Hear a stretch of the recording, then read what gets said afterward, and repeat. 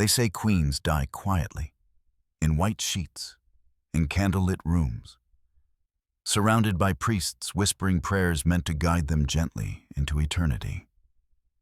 But Elizabeth of York did not die quietly. Her death began the night her firstborn son, Arthur, Prince of Wales, stopped breathing. It began with a scream muffled behind a velvet curtain, a scream that clawed its way through the stone walls of Ludlow Castle and lodged itself forever in the heart of a king. That scream was hers, and it never truly ended. Imagine it.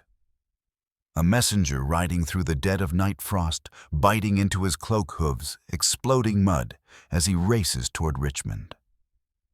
He carries a message that will break a dynasty. When Henry VII reads the letter, his face stiffens like carved granite, but his hands tremble. Elizabeth of York, standing just outside the chamber door, already knows. A mother feels the moment her child leaves the world. When Henry turns to her, she does not scream. She does not collapse. She steps forward, places her hands on his shoulders, and whispers one of the most heartbreaking sentences in Tudor history. God has given us one son. He can give us another. Those words, soft, fragile, impossibly steady, were the last act of strength her body would ever give her. Because that same night, when Henry slept under heavy blankets of grief, Elizabeth collapsed alone on the cold stone floor of her chamber. Crushed by the weight of loss, no one allowed her to express. The Queen comforted the King, but no one comforted the Queen. Historians often skip this moment. They race from Arthur's death straight into politics, treaties, succession crises. But they overlook something darker. Elizabeth of York did not just lose her son. She lost the memory of everything England fought to rebuild. Arthur was not merely her child. He was the symbol of peace between Lancaster and York, the embodiment of hope after decades of civil war. He was the fragile thread that tied her marriage, her past, and her future together. And now that thread had snapped. Elizabeth reassured Henry VII with a whisper. But when the torches died and the halls fell silent, she shattered. Here lies the contradiction at the center of this tragedy. Elizabeth of York died because she tried to save Henry VII. But Henry VII died inside because she succeeded. Her pregnancy, conceived mere weeks after Arthur's funeral, was not the result of passion. It was a desperate offering, a sacrifice. A final attempt to pull Henry VII back from the abyss Arthur left behind. But Elizabeth was almost 40. Her body, already weakened by sorrow, was not meant to endure another pregnancy. Yet she did it anyway. She forced herself to offer England a replacement heir, even though the act of offering would kill her. This is the question people rarely ask. Why did Elizabeth, already mother to several children, already exhausted, already grieving, risk herself so soon after Arthur's death? Why did she walk willingly into a pregnancy that doctors warned was dangerous? The answer is not political. It is emotional, intimate, painful. Elizabeth of York had grown up surrounded by lost brothers, murdered a mother, broken a dynasty torn apart by war. She learned early that survival requires sacrifice. When Arthur died, Henry VII fractured. He became the terrified exile he once was, a man who believed the world would collapse beneath him. Elizabeth saw it. She had seen that look in her mother's eyes after her brothers vanished in the tower. So she did what she had always done. She tried to hold the world together with her own body. The hidden truth is this: Elizabeth did not accidentally become pregnant. She chose to. Her attendants recorded that she insisted on comforting Henry with hope. She refused the rest physicians offered. She pushed herself to conceive, believing it was the only way to keep Henry alive, emotionally, politically, psychologically. But grief is a cruel architect. It builds choices that look like love and end like tragedies. Elizabeth carried her final child through winter, haunted by the memory of Arthur's still body clutching a cradle she knew might never hold an infant.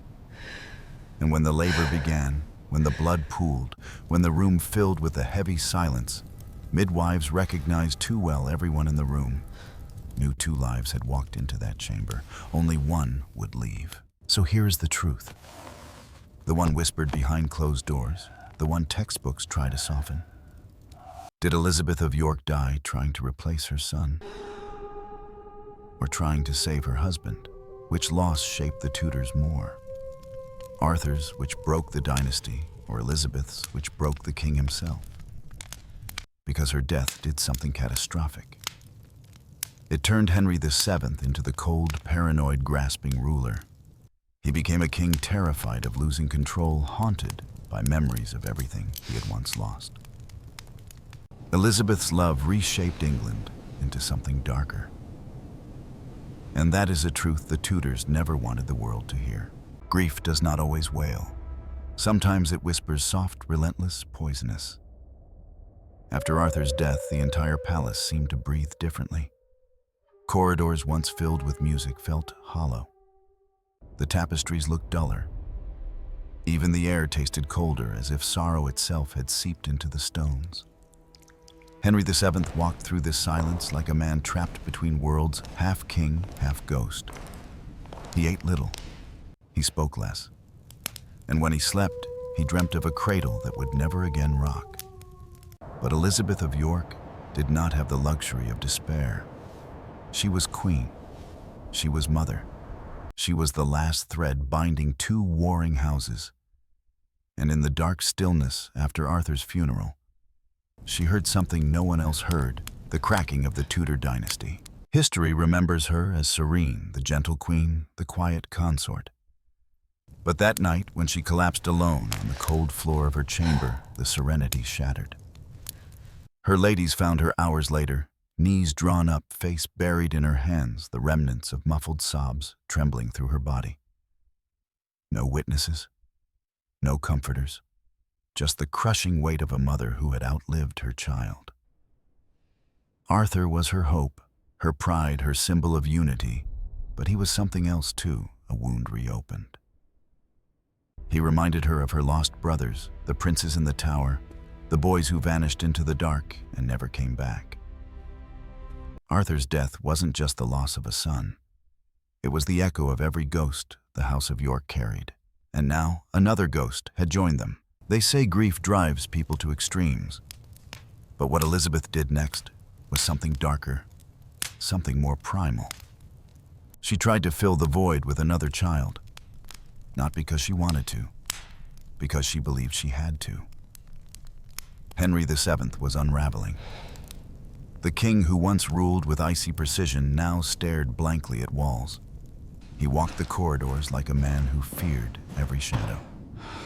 He clutched Arthur's possessions, the boy's letters, his gloves, a fragment of his childhood belt, as if they could anchor a world slipping out of his grasp. Elizabeth saw the fear in his eyes. Fear of rebellion, fear of Yorkist claimants, fear of dynastic collapse, fear of the curse that had haunted the Wars of the Roses. A king without an heir is a king already dead. So she did what she believed only she could do. She decided to give Henry another heir, even if it killed her. Elizabeth was nearing 40, an age of medieval medicine considered perilous for childbirth. She had endured multiple pregnancies. Her body bore the scars of motherhood, the weakened muscles, the fragile veins, the exhaustion that crept into her bones like frost. Her physicians warned her. Her ladies were terrified. Even Henry, in fleeting moments of clarity, begged her to rest. But Elizabeth smiled a smile sharper than sorrow, a smile forged from desperation. "England needs hope," she whispered. But what she truly meant was, Henry needs hope, and I am the only one who can give it to him. So she forced her body to betray reason. She tried to conceive again just weeks after Arthur's burial.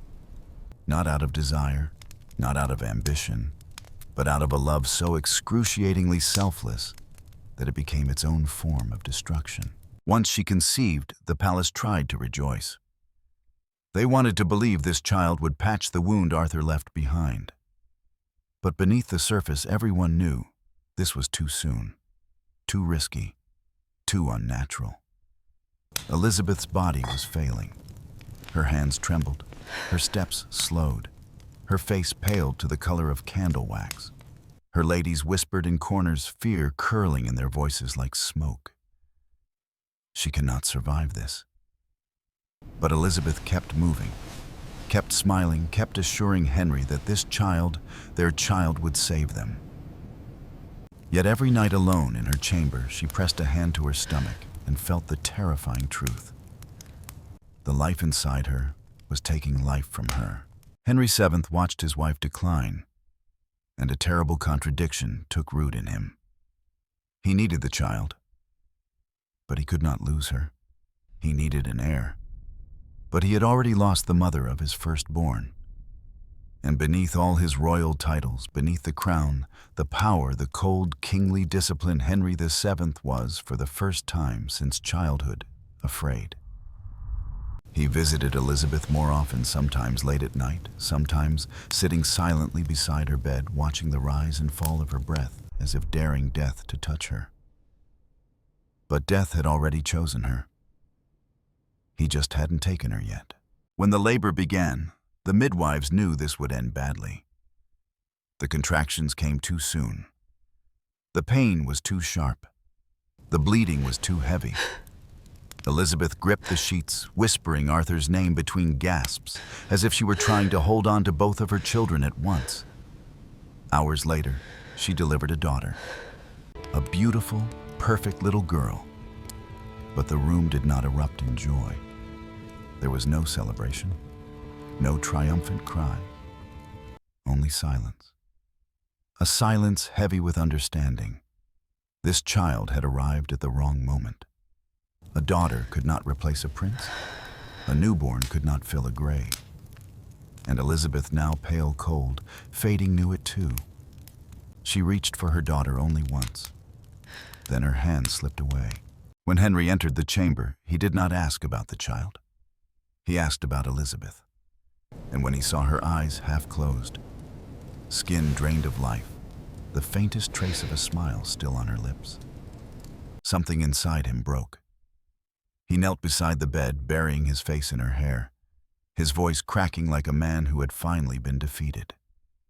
He whispered, "I cannot lose you too." But he already had.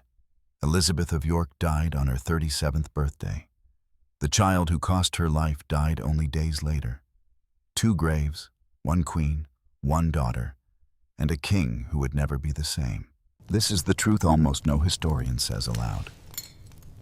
Henry VII's tyranny began with Elizabeth's death. The man he became afterward, cold, paranoid, ruthless, obsessed with money and control, was forged in the fire of losing both his son and his wife. Arthur's death broke his heart. Elizabeth's death broke his humanity. He hoarded wealth not out of greed, but out of fear. He crushed opponents not out of cruelty, but out of desperation. Without Elizabeth, he was the frightened exile again, the boy hiding from Yorkist assassins, the man who had spent half his life knowing one wrong step could end his dynasty. Elizabeth had been the light in his darkness. Her death turned the king into a shadow. But the tragedy of Elizabeth of York did not unfold in a single moment. It spread quietly and visibly into every corner of the court. Because while England mourned Arthur publicly, it was Elizabeth who mourned him privately in a way no chronicle ever recorded. There were nights when the palace guards reported hearing footsteps in the prince's gallery, soft, measured, almost careful, as if someone walked there not to explore but to remember. Those footsteps belonged to Elizabeth. She would pace the corridor lined with Arthur's childhood portraits, Arthur at 4 gripping a wooden sword, Arthur at 8 dressed in miniature armor, Arthur at 12 already bearing the calm seriousness of a future king. She stopped before each painting, tracing the outline of his face with trembling fingers, as if she were memorizing him all over again.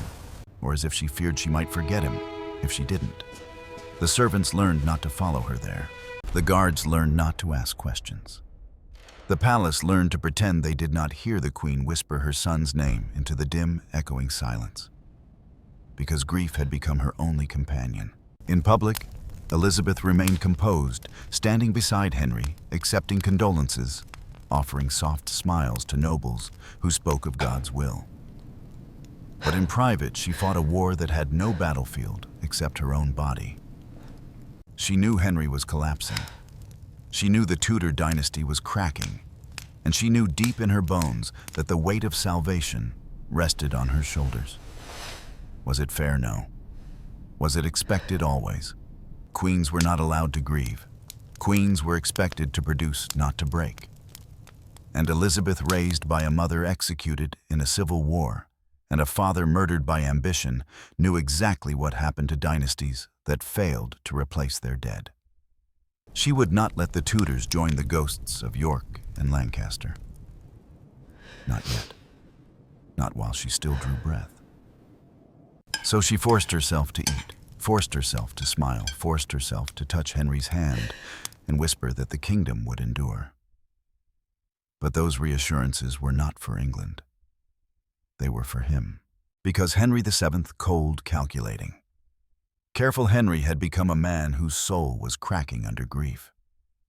She saw the darkness growing behind his eyes. She saw how his hands shook when he thought no one was watching. She saw the fear settling into his bones like winter frost. And like any woman who loved beyond reason, Elizabeth believed she could save him, even if the cost was her own life. As her pregnancy advanced, Elizabeth grew quieter, not weaker, just quieter, as if she were withdrawing into herself, gathering the last fragments of strength she had left. Her ladies noticed her staring for long periods at the fireplace, as though she were seeing something there, something no one else could see. Some said she was imagining Arthur waiting for her. Others whispered she was praying to God to spare Henry, not her. But the truth was more haunting. Elizabeth knew she had made a decision that could not be undone. She had chosen duty over survival, dynasty over safety, love over life. And each passing day etched that choice deeper into her fading body. This was the part no chronicler ever wrote. The part was whispered only in chamber corridors by women who washed the queen's linens and saw the truth in stains of blood, too early, too frequent, too heavy. Elizabeth of York was dying long before she entered her final labor. Death does not always come with violence. Sometimes it enters quietly, like a shadow crossing a candle, like a breath stolen before a prayer finishes. Elizabeth of York died softly, but the consequences of her death were anything but gentle. As Elizabeth lay dying, her chamber dimmed by flickering tapers, the palace held its breath. Ladies whispered prayers. Midwives exchanged terrified looks. A chaplain murmured Latin verses that trembled as they left his lips. But the loudest silence came from Henry VII. He stood at the foot of her bed, hands clasped so tightly his knuckles had turned white. The king who defeated Richard III, the king who ended the Wars of the Roses, the king who united York and Lancaster, was now just a man watching the last warm piece of his world slip away. Elizabeth tried to speak, but no sound came. Her final look was not of fear. It was of sorrow. A sorrow so deep, so ancient, that it seemed to reach back through every Yorkshire ancestor whose blood had been spilled to give birth to the Tudor line. And when her eyes closed, the world did not merely lose a queen. It lost its balance. When word spread through the palace, a wave of panic rippled through the corridors. The queen was dead. The newborn princess was dying. The king was inconsolable. The Tudor court, which had lived in the delicate peace Elizabeth created, felt the old ghosts stirring again. The ghosts of rebellion. The ghosts of York. The ghosts of usurpers hiding in the dark, waiting for the dynasty to crack. Without Elizabeth, there was no bridge between rival houses. No golden-haired symbol of unity. No calm anchor to steady Henry's anxious throne. Her death was not a private tragedy. It was a political earthquake. Henry VII retreated into himself. He spoke to almost no one. He stopped attending councils. He refused music feasts, even sunlight. Ambassadors wrote, "The king moves through his palace like a man who has died but still walks." And behind closed doors, something even darker happened. Henry began to fear everything. He feared Yorkist plots. He feared French threats. He feared Scottish ambition. He feared losing Henry VIII, his only surviving son, to illness, rebellion, or fate. Worst of all, he feared poverty. Not literal poverty, but the kind that kills dynasties. So he began hoarding money, crushing taxes, jailing nobles for fabricated debts, turning England into a kingdom of surveillance, fines, and suspicion. His grief became policy. His loneliness became law. Elizabeth had been the warmth of the Tudor house. When she died, winter began. But Elizabeth left something behind, something more powerful than a crown. She left a daughter, a girl named Margaret Tudor, a girl who would marry James IV of Scotland, a girl whose descendant 100 years later would unite the crowns of England and Scotland. She left another daughter, Mary Tudor, whose diplomacy would ripple across courts long after her death. And she left the most consequential child of all, Henry VIII. The boy who watched his mother die would grow into a king defined by the fear of dynastic collapse. A king who would execute wives in the desperate pursuit of sons. A king who would break the church to ensure his bloodline would not vanish as quickly as Arthur's did. Every decision he made, every rage, every law, every execution carried the shadow of Elizabeth's death. Her absence shaped more history than her presence ever could. Elizabeth of York's life was gentle. Her death was violent, not in action, but in effect. She died giving birth to a child meant to replace Arthur, but in doing so, she replaced something far larger. She replaced the future of England. Without Elizabeth's death, would Henry VIII have become the tyrant we remember? Would the Reformation have torn England in half? Would Anne Boleyn have risen? Would Elizabeth I ever have been born? A queen's death changed the fate of nations, but here lies the darker truth. Elizabeth did not die because she was weak. She died because she loved too deeply. And in trying to fill the void Arthur left, she created a void even larger. So we end with the questions her story forces us to confront. Was Elizabeth trying to save England or trying to save Henry? Did she sacrifice herself for duty or out of a mother's grief-stricken desperation? Was her final child an act of love or an act of unbearable sorrow?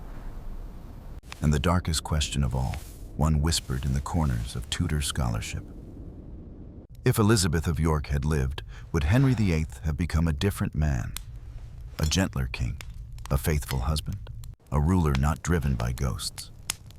History cannot give us answers, but it gives us consequences. Her death shaped a century. Her absence shaped an empire. Her love shaped a dynasty. If Elizabeth's tragedy moved you, if her quiet sacrifice revealed a corner of Tudor history you've never seen before, do you believe Henry VII ever recovered? Do you think Henry VIII carried his mother's death like a blade in his heart? Do you believe tragedies like hers are the price of empire or the curse of monarchy?